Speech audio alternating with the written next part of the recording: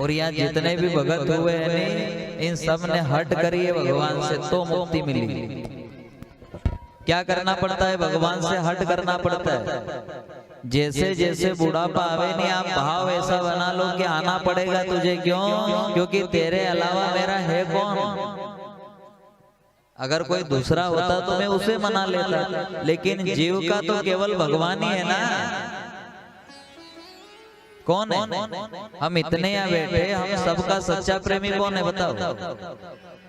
हम सबका सच्चा प्रेमी कौन है? केवल और केवल भगवान है। अब आप कैसे मानोगे भगवान हमारा सच्चा प्रेमी है? कैसे मानोगे? यहाँ बताया है भागवत कथा में कि अगर हमारी कोई फिकर करने वाला है तो वो केवल भगवान ही है, दूसरा कोई नहीं है। केवल वही है जो हमारी फिकर करता है, वही है जो हमसे प्रेम करता है, और वही है जो कुछ है सब वही है। आपको कथा कैसे समझ में आवे कि ये जो भागवत कथा है, 4 वेद है, 6 शास्त्र है, 18 पुराण है, ये पृथ्वी पर कब आए?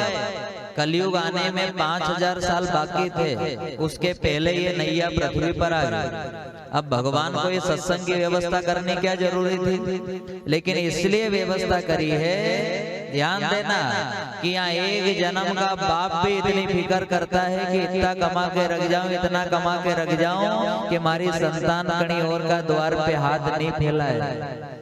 जब ये एक जन्म का बाप भी इतनी फिक्र करता है तो ये ठाकुर तो जन्म जन्म का बाप है अपना, जन्म जन्म का बाप है। जब ये एक जन्म का बाप भी फिक्र करता है तो ये तो जन्म जन्म का बाप है। ये फिक्र क्यों नहीं करेगा? इसे फिक्र है, कोई तो सत्संग की व्यवस्था करी है। और अब भी अगर जीव नहीं समझे कि फिक्र करने वाला कौन है तो ये जीव की मूर्खता होगी। यहाँ काफी लोग कहते हैं भगवान ने बड़ा गलत किया, भगवान ने हमारे साथ बड़ा गलत किया। और मैं व्यास गादी से कह रहा हूँ आप सबसे कि भगवान कभी भी गलत नहीं करता।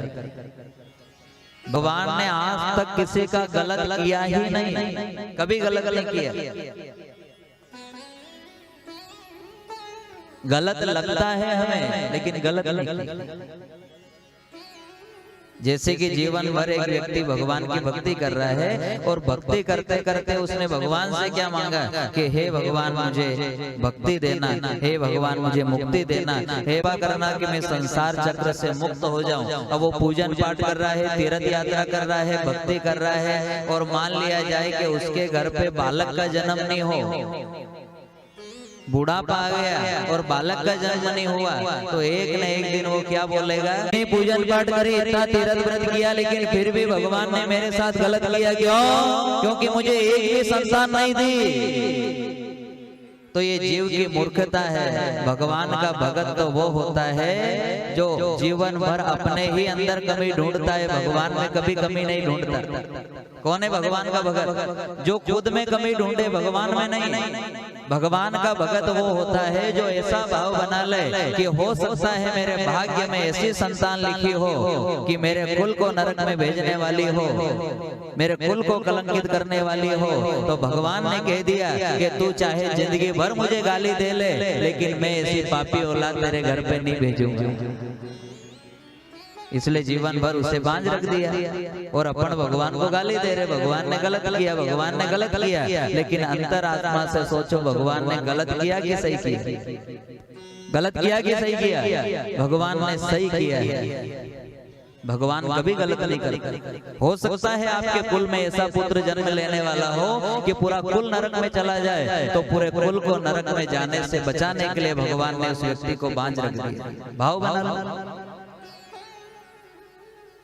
लेकिन यहाँ माया ने हमारी बुद्धि ऐसी बना दी है कि हम भगवान को गलत कहते हैं, भगवान गलत है, भगवान गलत है, भगवान गलत है। लेकिन ध्यान ये देना है कि भगवान गलत हो ही नहीं सकता। ये जीव की मूर्खता है। अरे भगवान कैसे गलत हो सकता है? वो तो हमारा प्रेमी है, वो तो हमारा पिता है, वो सबसे अनमोल धन है जीव का, वो तो हमारा सब कुछ है। अरे जीव को तो 24 घंटे ऐसा भाव बनाना चाहिए